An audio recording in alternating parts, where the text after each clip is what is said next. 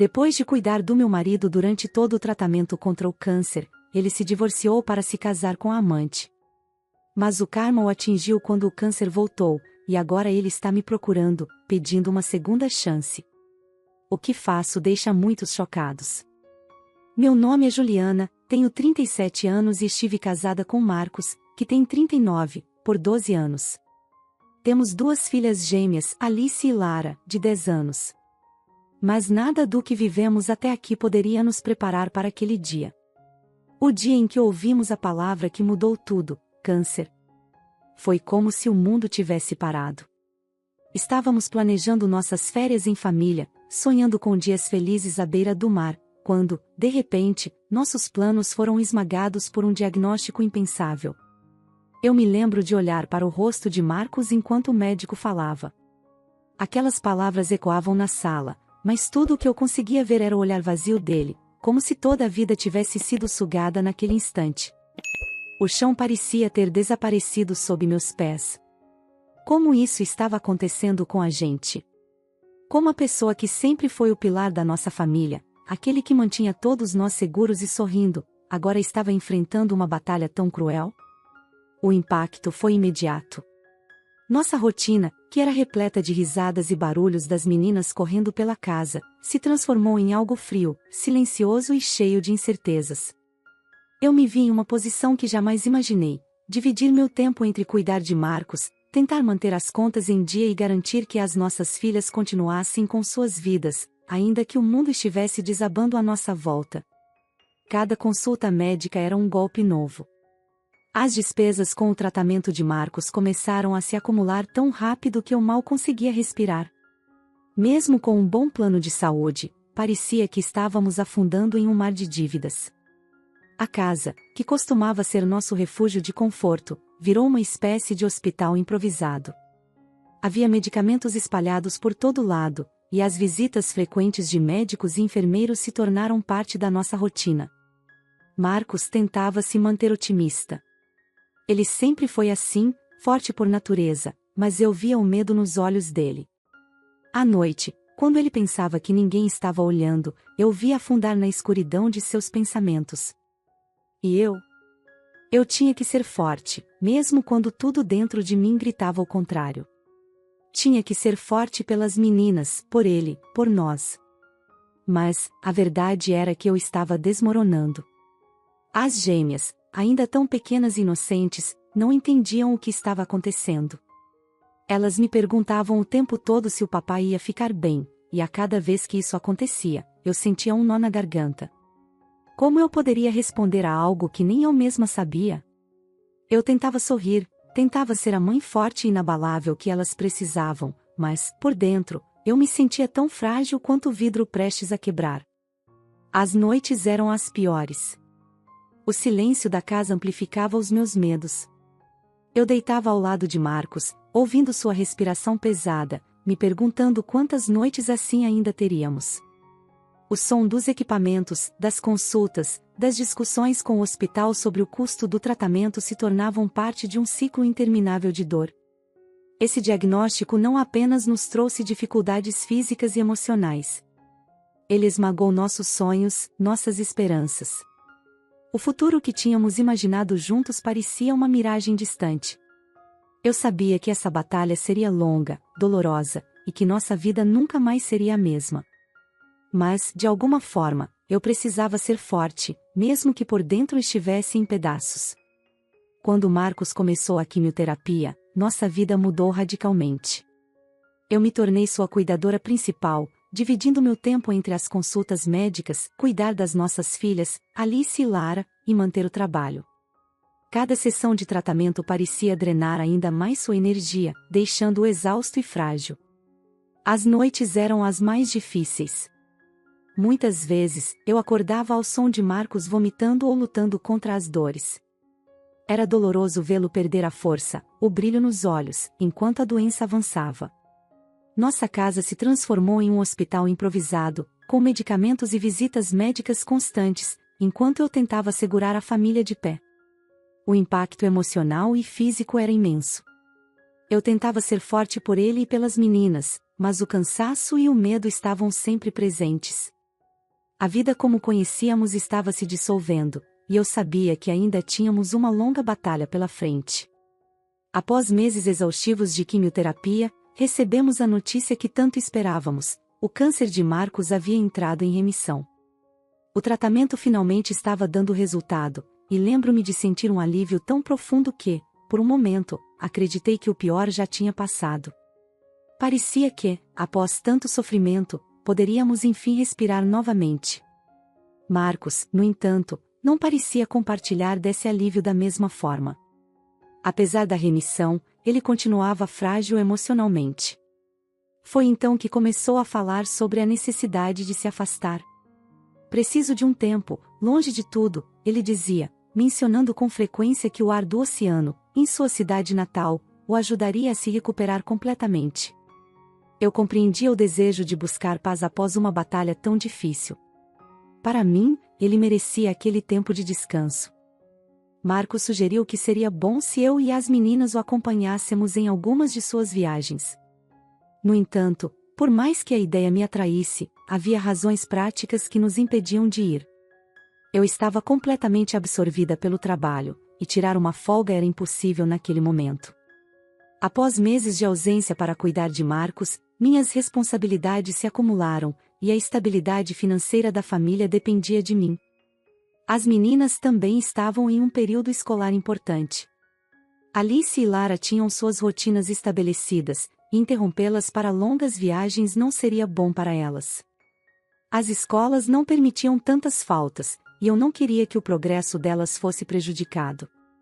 Elas já estavam lidando com as dificuldades emocionais relacionadas ao estado de saúde do pai. Entendendo que Marcos precisava de um tempo para sua recuperação, eu e as meninas mantivemos nossa rotina, enquanto ele fazia as viagens sozinho. No início, essas viagens, que duravam cerca de 1 hora, pareciam benéficas. Ele voltava mais calmo, dizendo que o tempo no mar o ajudava a se sentir melhor. Eu via um brilho nos olhos dele, como se o peso da doença estivesse diminuindo. Queria acreditar que ele estava se curando, não apenas fisicamente, mas também emocionalmente. Porém, com o passar dos meses, algo mudou. Marcos voltava cada vez mais distante, frio em suas atitudes. Nossas conversas, antes cheias de cumplicidade, tornaram-se superficiais. Quando eu perguntava sobre suas viagens, ele respondia de maneira vaga, como se quisesse encerrar a conversa rapidamente. O que mais me perturbava era o tempo que ele passava no celular. Sempre grudado ao aparelho, como se estivesse fugindo de algo ou de mim. Ele já não falava das viagens com o mesmo entusiasmo. Comecei a me perguntar, o que realmente estava acontecendo quando ele estava longe? Minhas dúvidas, inicialmente apenas sussurros, começaram a crescer até se tornarem gritos que eu não conseguia mais ignorar. Tentei me convencer de que era apenas paranoia, fruto do desgaste emocional que a doença de Marcos havia causado. Mas os sinais estavam lá. A cada retorno, parecia que ele se distanciava mais. Ele evitava contato visual, e o desconforto entre nós se tornava insuportável. Um abismo invisível começou a se abrir entre nós. As viagens, que no início pareciam trazer descanso e cura, agora traziam incerteza, desconfiança, e uma distância que eu não sabia como preencher. Meu coração se encheu de um medo que eu tentava reprimir, mas a cada dia a sensação de que algo estava profundamente errado crescia dentro de mim. Eu sabia que precisava confrontar essas dúvidas, mas o medo da verdade me paralisava. A cada viagem, sentia que perdia Marcos um pouco mais, e o silêncio entre nós se tornou um peso que carregávamos todos os dias. A verdade veio à tona de maneira devastadora, uma manhã comum que, de repente, se transformou no início do fim. Eu estava limpando a casa, reorganizando algumas coisas de Marcos que ele havia deixado no escritório. A ideia de que ele estava me traindo nunca passou pela minha cabeça. Estávamos passando por tanto, com sua luta contra o câncer e as viagens que, aparentemente, ajudavam em sua recuperação. Eu queria acreditar que tudo aquilo era para o bem dele, para o bem de todos nós. Foi então que, ao arrumar sua mesa, notei o celular de Marcos vibrar com uma notificação. Ele havia esquecido de trancar a tela, provavelmente porque o deixou carregando antes de sair apressado para uma consulta médica. Eu hesitei, mas algo me puxava para aquela tela, como se o meu subconsciente já soubesse o que eu estava prestes a descobrir. Com o coração acelerado e as mãos trêmulas, abri as mensagens. O que encontrei me fez sentir como se o chão tivesse desaparecido sob meus pés. Eram trocas carinhosas, mensagens íntimas e cheias de afeto. Cada palavra parecia me golpear. Não eram apenas conversas triviais ou mensagens de amigos. Eram de uma mulher, uma antiga namorada da faculdade, alguém que ele mencionou apenas uma ou duas vezes ao longo dos anos, sem grande importância, ou assim eu pensava. O conteúdo daquelas mensagens deixava claro que eles estavam juntos, não apenas emocionalmente, mas fisicamente, durante as viagens que ele fazia. Enquanto eu cuidava dele e de nossas filhas, ele estava com outra pessoa. A dor foi imediata, cortante, como se todo o ar tivesse sido arrancado dos meus pulmões. Eu me sentei no chão, sem conseguir me mover, com o celular ainda nas mãos, as mensagens diante de mim, como uma ferida aberta. Aquelas palavras, cheias de carinho e promessas, eram tudo o que eu tinha dado a ele durante os anos de casamento, e agora ele compartilhava isso com outra pessoa. Ela era alguém que ele conheceu antes de mim, uma pessoa que, aparentemente, nunca havia saído completamente de sua mente. À medida que eu lia as mensagens, as peças começaram a se encaixar. Eles se reaproximaram logo após Marcos ter se recuperado. Enquanto eu pensava que ele estava usando as viagens para relaxar e encontrar paz no ar do oceano, ele, na verdade, estava encontrando outra pessoa. Aquelas viagens, que eu acreditava serem uma forma de cura emocional para ele, eram, na verdade, encontros com ela, que morava na mesma cidade natal que ele tanto mencionava. Ela era o oposto de mim. Jovial, aventureira, sem as responsabilidades que eu carreguei durante anos ao lado dele. Enquanto eu ficava em casa, cuidando das nossas filhas e retomando a vida após o período difícil de sua doença, ele escapava para uma vida leve e despreocupada com ela. Ele se conectava à liberdade que ela representava, enquanto eu permanecia presa à rotina e aos compromissos que ele havia deixado para trás. O choque rapidamente se transformou em ressentimento. Cada sacrifício que fiz por ele, cada noite de preocupação durante sua doença, parecia agora inútil. Ele já estava bem, forte novamente, e mesmo assim escolheu me trair. O que mais me enfurecia era a normalidade com que ele seguia a nossa vida familiar ao meu lado, como se nada estivesse acontecendo. Ele ria com as meninas, almoçava conosco, dormia na nossa cama, tudo enquanto mantinha esse relacionamento paralelo. A traição não era apenas física. Era uma traição da confiança, da parceria que construímos ao longo dos anos. Não era o ato em si que me destruía, mas o fato de que ele escolheu esse caminho depois de tudo o que passamos juntos. Ele não traiu apenas a esposa, ele traiu a mãe de suas filhas e a mulher que esteve ao lado dele nos momentos mais difíceis. O homem por quem lutei e para quem sacrifiquei tanto havia rompido todos os laços de confiança que nos uniam. O ressentimento crescia dentro de mim como uma ferida aberta. Cada vez que eu olhava para Marcos, via não o homem que eu amei, mas o traidor que destruiu tudo o que construímos. As palavras de carinho que ele enviava a ela ecoavam em minha mente, e cada gesto dele me lembrava da confiança quebrada. Nosso casamento, que superou a doença e os desafios da vida, agora parecia arruinado pela deslealdade dele. Eu sabia que nada mais seria como antes. Depois de descobrir a traição, fiquei arrasada. Por dias, me perguntei se a culpa era minha. Será que eu não fiz o suficiente? Será que falhei em algum momento? Eu pensava nas meninas, Alice e Lara, e no impacto que uma separação teria sobre elas. A culpa e a dúvida me consumiam. Mas, aos poucos, percebi que eu tinha feito tudo o que pude. Durante a luta contra o câncer, estive ao lado de Marcos em cada passo, cuidando dele, das filhas e da nossa vida. Se ele estava melhorando, era porque eu tinha me dedicado a ajudá-lo. Foi então que entendi, a traição não era culpa minha. Eu dei o meu melhor, e ele escolheu me trair. Com o coração pesado, mas em paz com minha decisão, decidi pedir o divórcio. Quando finalmente disse a Marcos que queria me separar, ele ficou em silêncio por alguns momentos, seus olhos fixos no chão. Ele não pareceu surpreso, como se já esperasse por aquele momento, mas o que me atingiu profundamente foi sua falta de reação. Nenhuma palavra, nenhuma tentativa de se explicar ou pedir desculpas. Apenas assentiu, quase como se estivesse aceitando algo inevitável. O silêncio foi ensurdecedor. Ele não tentou me convencer do contrário, nem questionou minha decisão. Seu olhar parecia perdido, vazio, como se estivesse resignado ao fato de que nosso casamento havia chegado ao fim.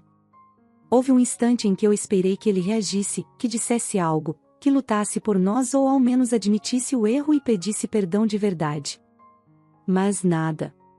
Aquela apatia, aquela indiferença, foi como um segundo golpe.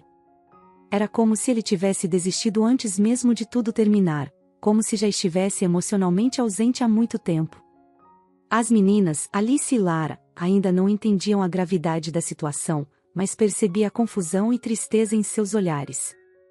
Explicar que papai e mamãe não estariam mais juntos foi a parte mais difícil. Marcos, que até então havia se mantido impassível, evitou qualquer envolvimento na conversa com as meninas. Deixou a responsabilidade sobre meus ombros, como se já estivesse aliviado de suas obrigações familiares. O fim do nosso casamento me deixou em pedaços, uma mistura de mágoa e alívio. Mas o que mais doía era saber que, logo após o divórcio, Marcos foi morar com a ex-namorada. A ideia de que ele estivesse agora vivendo com ela, enquanto eu tentava reconstruir nossa vida com as meninas, me destruía por dentro. Como ele pôde seguir em frente tão facilmente? Parecia que ele já havia planejado sua nova vida enquanto eu ainda lutava para lidar com o colapso da nossa. Eu sabia que estava fazendo certo ao me separar, mas isso tornava o processo ainda mais doloroso. Não era só o fim do casamento que me doía, mas a maneira como ele lidou com tudo, sem luta, sem arrependimento, apenas uma aceitação fria. Apesar da dor, eu sabia que precisava seguir em frente. As cicatrizes dessa decisão levariam tempo para cicatrizar, mas finalmente, eu estava pronta para começar a curá-las. Pouco tempo após o divórcio, recebi uma notícia que me deixou paralisada. O câncer de Marcos havia retornado, e desta vez com mais força. Ele me ligou, sua voz fraca e cansada. O câncer voltou, ele disse, com um tom que misturava desespero e resignação. Agora, ele não tinha mais recursos para enfrentar o tratamento, e com a saúde se deteriorando rapidamente, ele estava sem lugar para onde ir. A casa onde eu e as meninas vivíamos, próxima ao centro de tratamento, seria o lugar ideal para ele receber os cuidados de que precisava. Mas a ideia de tê-lo de volta à nossa casa, depois de tudo o que aconteceu, me enchia de dor e ressentimento. Eu estava começando a reconstruir minha vida, a dar um novo rumo à nossa família. Como poderia deixá-lo voltar e reviver as feridas que eu ainda estava tentando curar? Marcos sabia que estava me pedindo algo grande, mas o que mais me afligia era a possibilidade de minhas filhas perderem o pai. Isso pesava em minha decisão. Com o coração apertado, disse que precisaria de um tempo para pensar. Eu não podia decidir sozinha. Tinha que considerar o impacto disso em nossa nova vida. Antes mesmo que eu tivesse a chance de tomar uma decisão, os pais de Marcos começaram a me pressionar. Eles me ligavam constantemente, dizendo que eu devia a ele a chance de usar a casa durante o tratamento. Argumentavam que, apesar de nossos problemas pessoais, ele precisava de um lugar adequado para se recuperar, e nossa casa era a única opção. A pressão deles era imensa, e a raiva que eu tentava controlar crescia a cada ligação. Como podiam exigir algo assim de mim, depois de tudo o que aconteceu? Era como se ignorassem o que ele havia feito e apenas vissem o filho doente, precisando de ajuda. Eu entendia o desespero deles, mas a dor da traição ainda estava fresca em mim. As meninas começaram a perceber que algo estava errado. Alice e Lara me perguntavam constantemente por que o papai não vinha mais nos visitar, porque ele parecia tão distante. Eu sabia que precisava explicar a situação para elas, mas ainda não tinha as palavras certas. As ligações constantes dos avós só aumentavam minha confusão. Eu estava no meio de uma tempestade emocional. Finalmente, depois de dias de pressão, decidi. Não seria fácil, mas permitiria que Marcos ficasse na casa durante o tratamento. Contudo, isso viria com limites claros. Falei com ele e deixei tudo claro. Ele poderia ficar até o fim do tratamento, mas assim que estivesse recuperado, teria que encontrar outro lugar para morar. Essa era a única maneira de equilibrar o dever que eu sentia para com minhas filhas e o ressentimento que ainda carregava. Marcos voltou para casa como acordado, e o peso da decisão logo se fez sentir. Embora eu tivesse colocado limites claros, a convivência diária trouxe à tona todos os sentimentos que eu tentava reprimir. Ver Marcos tão debilitado, precisando de ajuda constantemente, me fazia reviver os dias mais sombrios de nossa história, mas agora com o peso adicional do que ele havia feito. A tensão entre nós era quase palpável. Eu fazia o que era necessário por ele, mas o ressentimento estava sempre à espreita.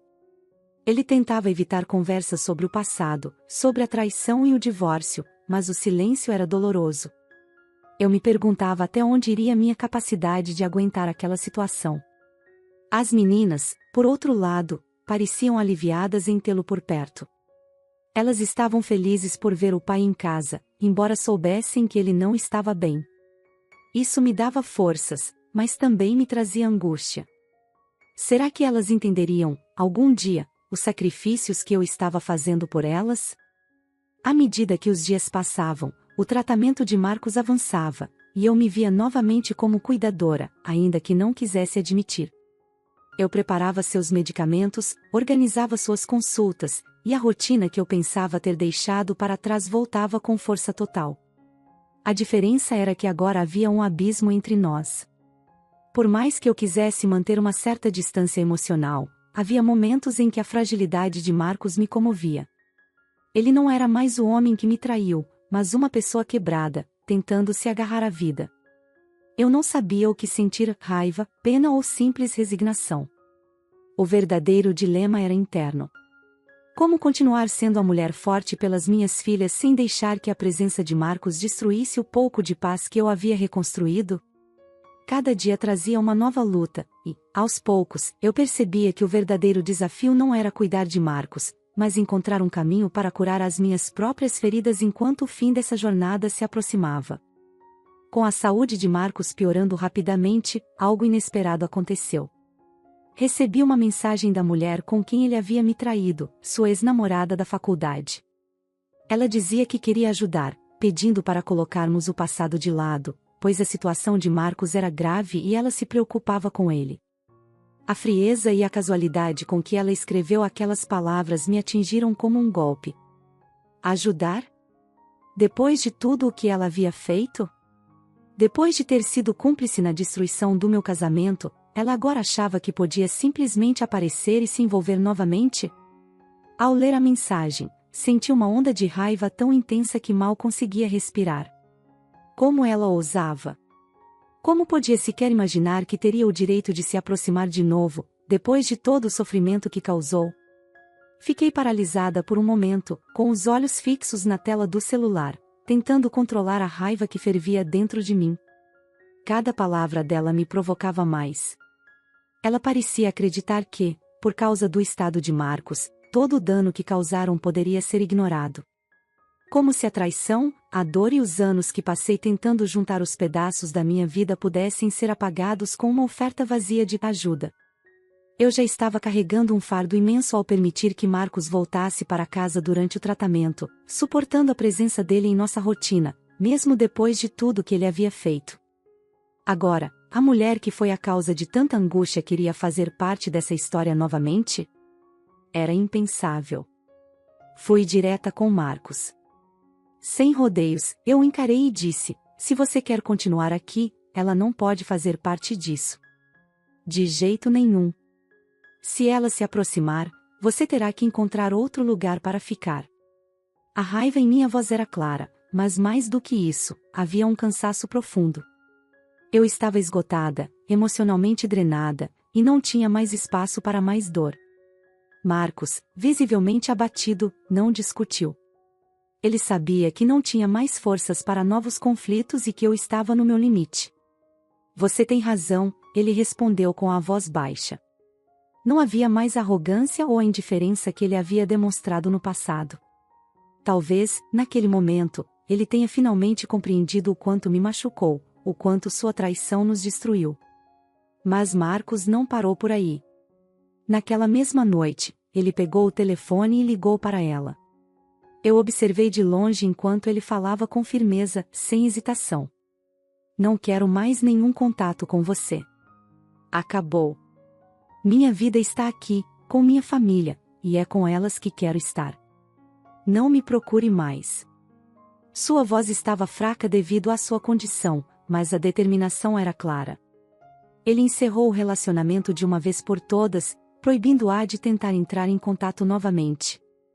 Ao desligar o telefone, Marcos me olhou, esperando alguma reação. Eu não disse nada, mas por dentro, senti uma estranha mistura de alívio e tristeza. Ele havia feito o que eu esperava, mas o estrago já estava feito. Mesmo assim, ver aquele rompimento foi uma forma de fechamento. Para mim, significava que, pelo menos naquele momento, ele estava finalmente reconhecendo o que havia perdido. A partir daquele instante, ficou claro que, se as coisas fossem funcionar durante o tratamento, ela nunca mais poderia se aproximar. E Marcos, ciente disso, decidiu por fim aquela parte de sua vida, sabendo que não havia mais espaço para ela em nossa história. O impacto do retorno de Marcos à casa começou a refletir nas meninas. Alice e Lara viam o pai se deteriorar a cada dia, e a preocupação delas era visível. Alice, sempre mais sensível, me perguntava constantemente se o pai ia ficar bem. Lara, mais reservada, ficava quieta, mas eu sabia que ela estava lidando com a situação de sua própria maneira. Eu tentei ser forte, mas ver o sofrimento das minhas filhas era quase insuportável. O tempo que passávamos com Marcos era sempre delicado, e eu não sabia por quanto tempo mais ele aguentaria. Foi então que a questão se colocou: seria o melhor para Marcos continuar na casa, ou seria o momento de buscar cuidados especializados? Era uma decisão difícil. Marcos estava vulnerável, e eu sabia que ele queria estar perto das filhas. Mas, ao mesmo tempo, eu precisava pensar no bem-estar emocional delas e no meu. A presença constante de Marcos, com sua saúde declinando, estava afetando todos nós. Conversei com as meninas, de forma que pudessem entender. Elas sabiam que o pai estava muito doente, mas ainda não compreendiam a gravidade da situação. Foi um momento de reflexão. Eu finalmente percebi que, por mais que quisesse ajudar, havia chegado o momento de colocar limites. Era hora de priorizar o bem-estar da minha família, e isso significava que Marcos precisava de cuidados que eu já não poderia oferecer em casa. O estado de saúde de Marcos piorou rapidamente nas semanas seguintes.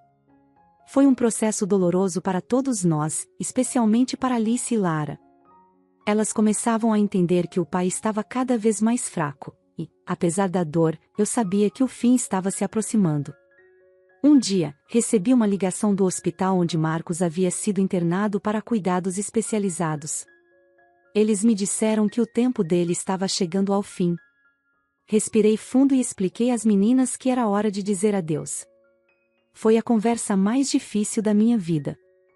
As lágrimas delas cortaram meu coração, mas eu sabia que precisava ser forte por elas. Quando chegamos ao hospital, Marcos estava fraco, mal conseguia falar, mas seus olhos estavam cheios de arrependimento. Entre sussurros, ele me pediu perdão. Disse que, se pudesse voltar atrás, faria tudo diferente. Ele se desculpou por ter me traído e magoado, e reconheceu que o peso das suas escolhas havia nos destruído. As palavras dele eram sinceras, carregadas de uma tristeza profunda, e eu senti o impacto daquele pedido. Ele não estava apenas dizendo adeus, mas tentando corrigir, mesmo que tarde, o erro que havia cometido. Eu olhei para ele, naquele momento, e entendi que guardar o ressentimento não me traria paz. Havia uma parte de mim que ainda doía, mas a necessidade de seguir em frente e de permitir que ele partisse em paz falou mais alto. Disse a ele que o perdoava, não só por ele, mas também por mim, para que eu pudesse encerrar aquele ciclo sem carregar o peso do passado. Ele se despediu das filhas com um carinho que, apesar de tudo, quebrou meu coração. Elas precisavam desse momento, dessa despedida final com o pai. ver a vulnerabilidade dele fez com que eu, por um breve instante, visse o homem que ele costumava ser antes de tudo desmoronar. Quando Marcos partiu, foi como o encerramento de um capítulo que, embora doloroso, precisava de um fim. O luto tomou conta de nós, mas, com o tempo, comecei a ver pequenos sinais de cura.